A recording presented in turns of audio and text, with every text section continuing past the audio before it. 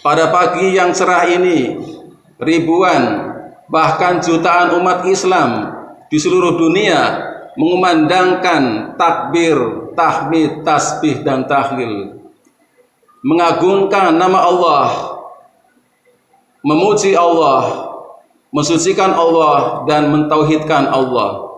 Allahu Akbar, Allah Maha Besar. Pangkat kita, jabatan kita kecil. Allahu Akbar, Allah Maha Besar, kita semuanya kecil. Allahu Akbar, Allah Maha Besar. Apapun masalah yang kita hadapi kecil. Lillahi mulku samawati wal ard wa ma fihin wa huwa ala kulli syai'in qadir. Milik Allah lah kerajaan langit dan bumi dan apa yang ada di dalamnya, dan Dia Maha Kuasa atas segala sesuatu. Allahu Akbar, Allahu Akbar, Allahu Akbar, walillahil hamd.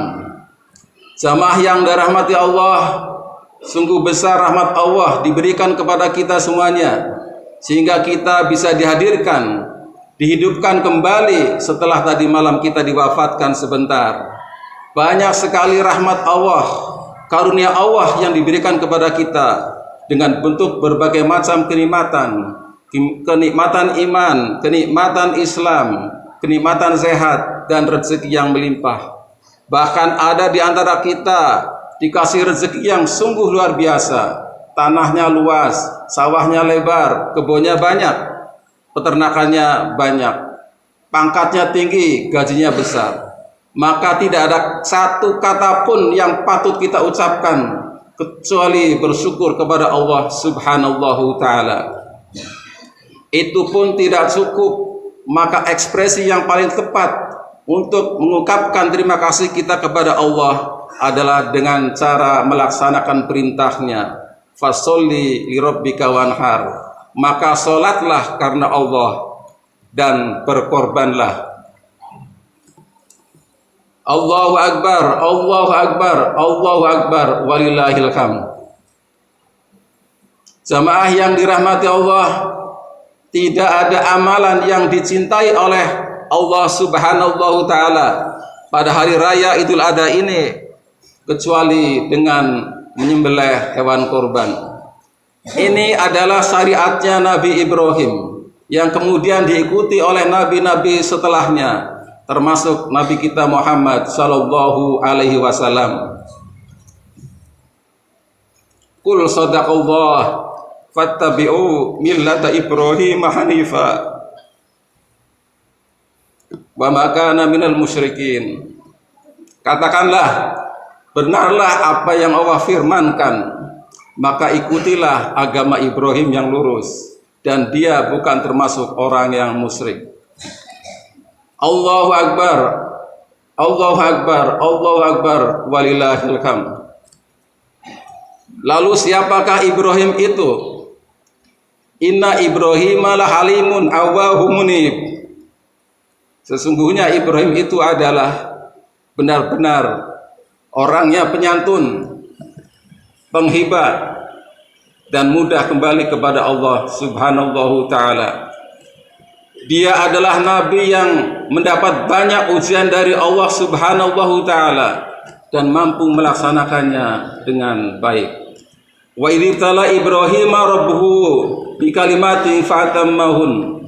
Ingatlah ketika Nabi Ibrahim diuji oleh Tuhannya dengan beberapa kalimat berupa perintah dan larangan, dan dia mampu menunaikannya dengan baik.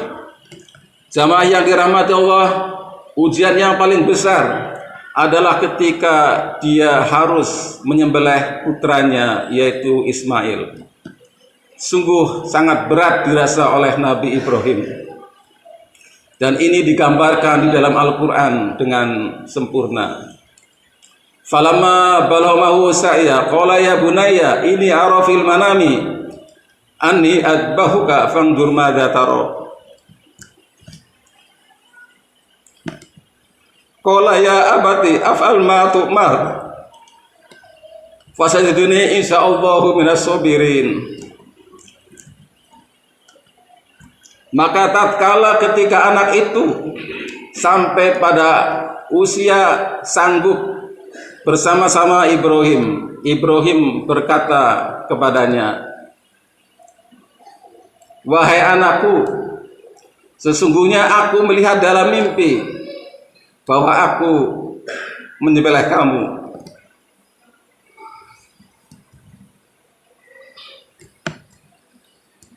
Maka pikirkanlah apa pendapatmu."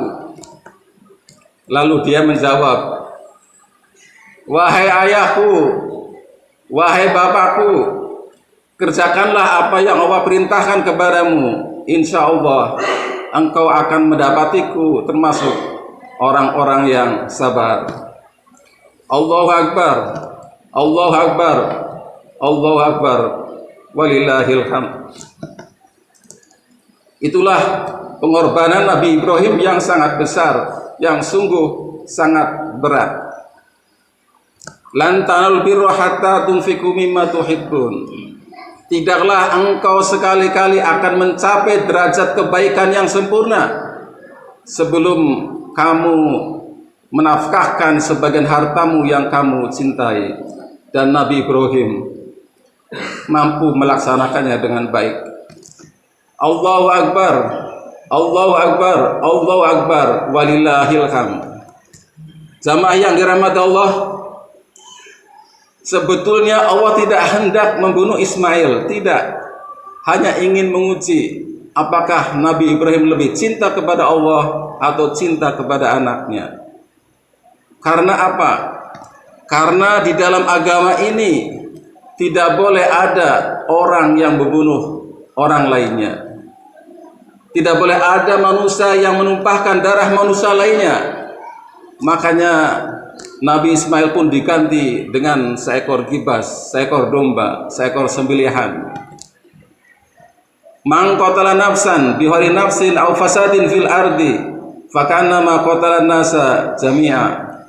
Barang siapa yang membunuh manusia bukan karena dia telah membunuh manusia lainnya, dan bukan karena dia telah membuat kerusakan di muka bumi, maka dia seakan-akan telah membunuh seluruh umat manusia. Dan sebaliknya, waman ahyaha fakannama ahyan nasa jami'a. Dan barang siapa yang menghidupkan atau memberi jalan hidup kepada seorang manusia, maka seakan-akan dia telah memberi jalan hidup kepada seluruh umat manusia. Itulah esensi dari korban. Itulah hakikat dari korban. Berkorban untuk memberi jalan kehidupan bagi manusia lainnya. Dagingnya sekali-kali tidak akan sampai kepada keridhaan Allah, tidak akan sampai ke sana. Darahnya akan jatuh ke tanah, dimakan cacing tanah untuk menyuburkan tanah. Tapi daging-daging itu akan sampai ke meja makan kita. Daging-daging itu akan sampai ke meja makan teman kita, ke meja makan tetangga kita, ke meja makan orang-orang yang membutuhkannya, orang-orang fakir dan orang-orang miskin. La yanalallaha luhumuha wala dimauha walakin yanaluhu taqwa minkum. Dagingnya dan darahnya sekali-kali tidak akan sampai kepada keridhaan Allah, tapi takwamu lah yang akan mencapainya. Allahu Akbar, Allahu Akbar, Allahu Akbar, walillahil hamd. Jamaah yang dirahmati Allah, Nabi kita Muhammad sallallahu alaihi wasallam memberi peringatan, wanti-wanti khusus kepada orang kaya yang pelit. An Abi Hurairah radhiyallahu an, anna Rasulullah sallallahu alaihi wasallam qala, "Man kana lahu sa'atan wa lam yudhi fala yahrabanna musallana."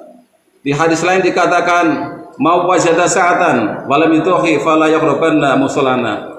Barang siapa yang memiliki keluasan rezeki tetapi enggan berkorban, tetapi tidak mau berkorban, maka janganlah dekati tempat sholat kami.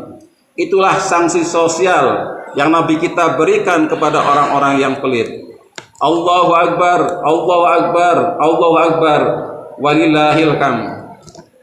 Jamaah yang dirahmati Allah, kalau pada hari ini kita mampu dan belum punya hewan korban, masih ditunggu besok. Masih ditunggu besoknya lagi. Karena apa? Karena dengan berkorban itulah sebetulnya kita mendekatkan diri kepada Allah. Dan nanti pada saatnya bukan saja kambing yang kita sembelih, bukan saja sapi yang kita sembelih, bukan saja kerbau yang kita sembelih, bukan saja unta yang kita sembelih, tapi kalau agama ini membutuhkan kita, diri kita pun siap dikorbankan. Itulah jihad fi sabilillah.